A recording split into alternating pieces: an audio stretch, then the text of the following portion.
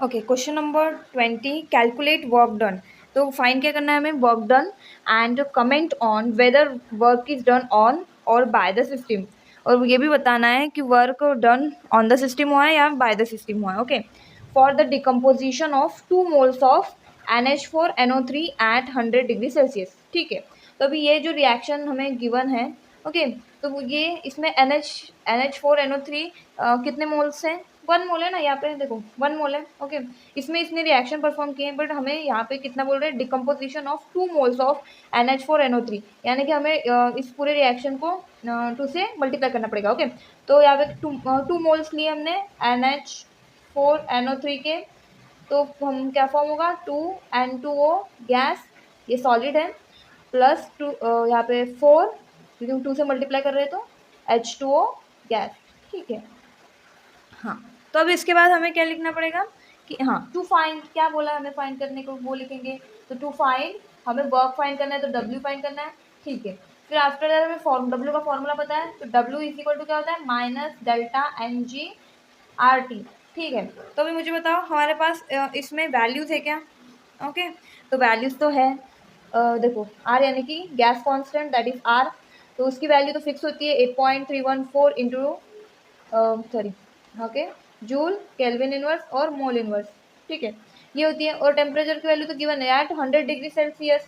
100 degree Celsius और temperature यानी कि 100 डिग्री अगर सेल्सियस है तो इसको केल्विन में कन्वर्ट करना है, तो क्या करना पड़ता है, 273 केल्विन प्लस करना पड़ता है 100 के साथ, तो टेम्परेचर बन जाएगा हमारा, क्या बन जाएगा, 373 केल्विन। ठीक है, तो अभी हमें मतलब ये भी मिल गया है, गैस मतलब गैस कॉन्स्टेंट तो है हमारे पास और टेम्परेचर भी है, बट डेल्टा NG यानी कि चेंज इन जो चेंज इन मोल्स है वो तो नहीं मिला है ना, तो change in number of moles, तो वो कैसे फाइंड करना पड़ता है, जिसका फॉर्मूला होता है delta NG is equal to क्या होता है, number of moles of product gases, okay, minus number of moles of reactant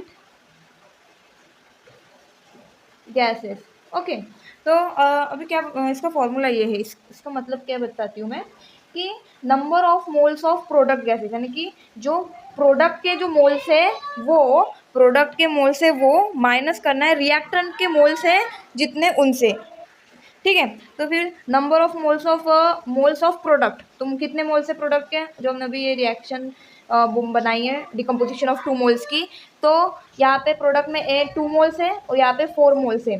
ठीक है, बट देखो ये एक याद रखो, number of moles of product gases क्यों लिखे, अगर वो गैस स्टेट में ही है तभी उसके मोल कंसिडर किए जाएंगे, तो कितने 2 moles plus 4 moles that is 6 moles. ठीक है, हाँ, ये मोल्स हो गए प्रोडक्ट के, माइनस करने हैं number of moles of reactant gases, तो यहाँ पे रिएक्टेंट के मोल्स कितने 2, तो यहाँ पे हम 2 लिखेंगे नहीं, क्योंकि हमने मेंशन किया है number of moles of reactant gases, तो ये तो सॉलिड फॉर्म में ना है, तो हम इसके मोल्स कंसिडर नहीं करते, इसको 0 लिखते, तो जो डेल्टा NG है क्या आ गया हमारा 6। ठीक है, अभी ये वैल्यू हम यहाँ पे पुट करेंगे, तो W इज इक्वल टू क्या हो गई, -6।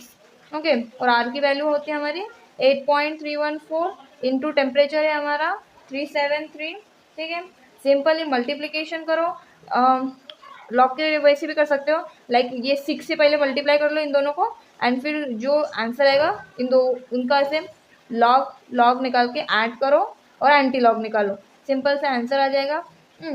ठीक है, ऐसे भी कर सकते हो, नहीं तो डायरेक्ट मल्टीप्लिकेशन भी कर सकते हो, बट हार्ड जाता है, लॉग सीख जाता है, तो हमारा आंसर आ जाता है 18606.75 जूल। ठीक है, और ये माइनस में आएगा, तो W इज इक्वल टू फिर कितने, अभी जूल में आंसर है, हमें अगर हमें के जूल में चाहिए तो क्या करना पड़ता है, अगर जूल में है और हमें के जूल में चाहिए तो हम क्या करते हैं 10⁻³ से मल्टीप्लाई करते हैं। ठीक है, तो यहाँ पे ऐसे करेंगे हम, तो हम 10⁻³ से मल्टीप्लाई कर रहे हैं, तो ये जो 3 है पॉइंट यहाँ पे, तो 3 डिजिट शिफ्ट हो जाएगा, तो W is equal to what we get -18.6, और यहाँ पे इतने सारे नंबर है तो हम यहाँ पे क्या राउंड ऑफ करके इसको 1 लिख सकते हैं।